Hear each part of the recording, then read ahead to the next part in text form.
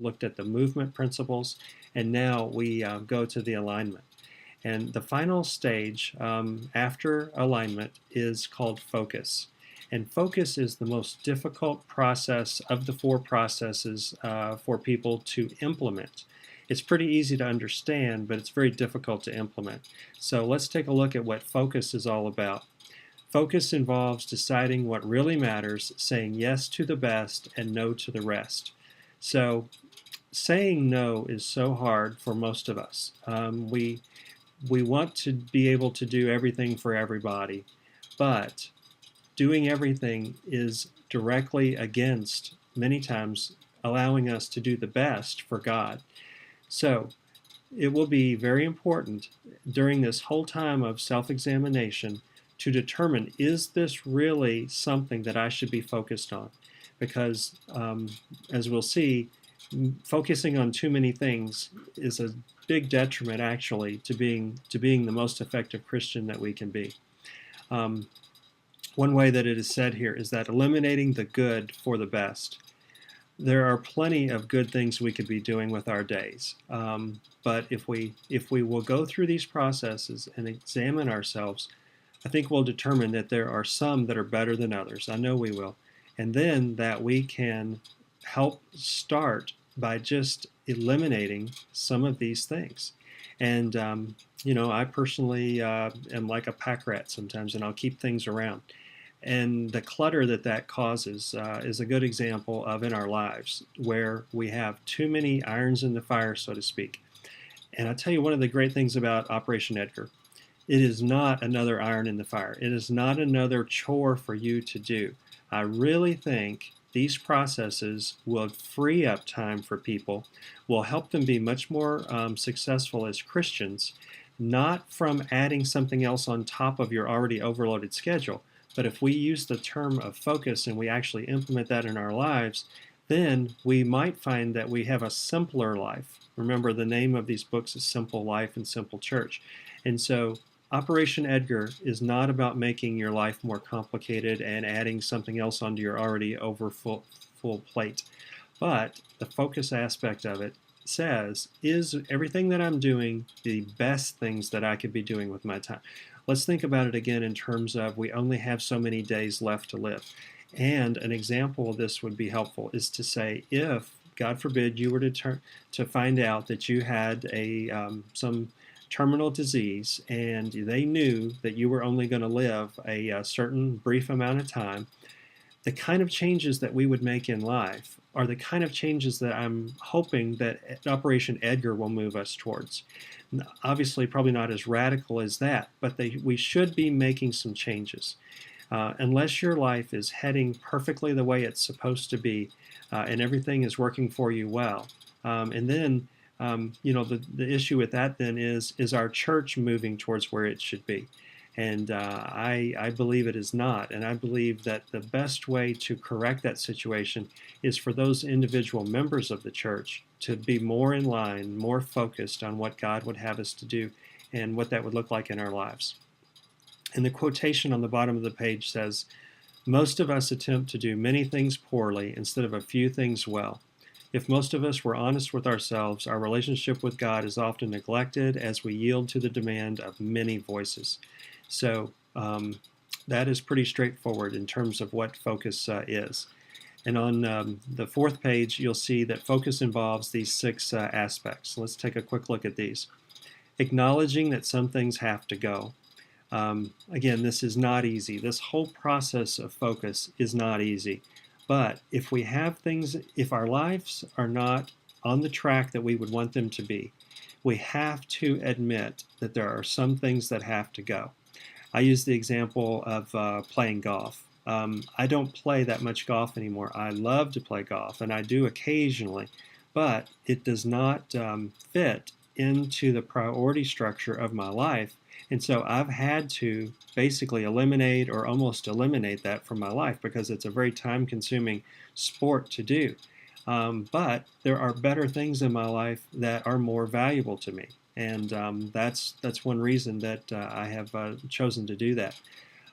Number 2 says to avoid postponing necessary actions and the tyranny of the urgent.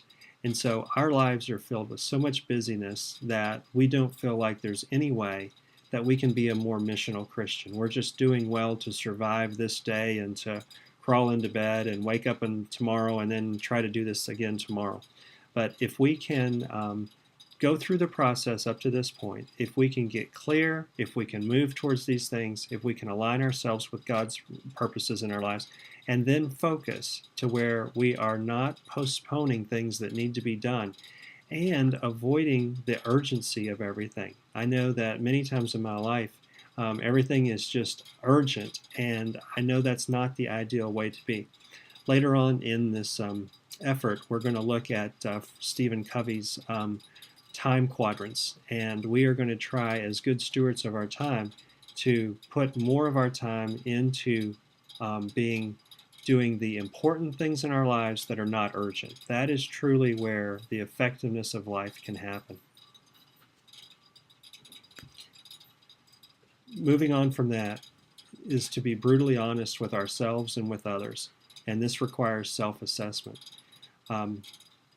We do have to come to the point where we can say, this is more important than the other. And once we have gone through that process, we're going to have to be willing to eliminate some things from our lives. If we're not willing to change our lives, then we're going to keep on going exactly the way we've been going. And for most of us, that's not the ideal path that we want to follow. So we must be willing to be brutally honest, and this self-assessment is going to be part of that. The next one is that we are going to sacrifice materialism for the eternal.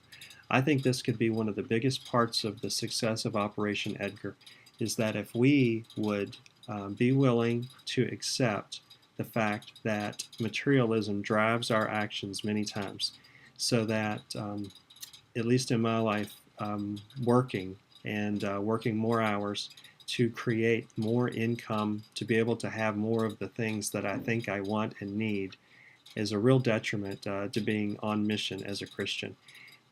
How much better would it be if I were to be satisfying God's requirements for my life than that I'm driving a newer car or having some other type of material goods that I could do without. And so a simpler life would be definitely a less materialistic life. We've talked about number 5, asking yourself what really matters. That's the whole issue of focus. What really matters in our lives? Because when we take inventory of our lives, we're going to see what really matters to us, whether we like it or not. But the whole beauty of Operation Edgar is that we can make intentional decisions to move to where we would feel that God would be more pleased with us, that we would be more successful in His eyes, and less concerned about ourselves. It tells us to be creative in discovering alternatives. To focus would mean not necessarily taking a meat cleaver to our lives, but looking at things, putting them in the perspective that they need to be, but then thinking of creative ways that things can be done. A simple example is in the morning. You can listen to the Bible on your smartphone or on computer while you're eating breakfast. Something else you can do, for example, is if you walk your dog, you can pray while you're walking your dog. You can do multiple things at the same time, and that oftentimes, between paring back some of the less important activities and then being creative in terms of the way that we do these things, can be very helpful.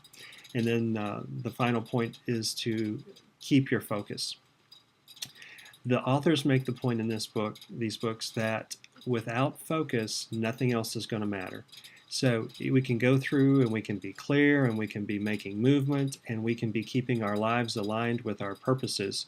But if we fail to focus on the priorities that God has set for us, all of it's going to fall apart, and we're going to be back into the same rut that we were before. And I pray that that's not going to happen to us.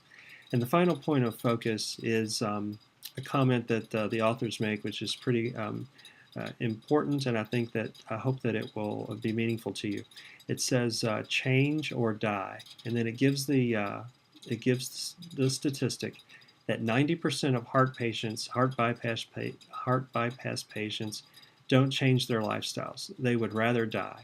Change is that hard. Many churches choose to die rather than make these changes. So my prayer is that those who are participating in Operation Edgar will have enough love and desire for God that we will be willing to make some changes.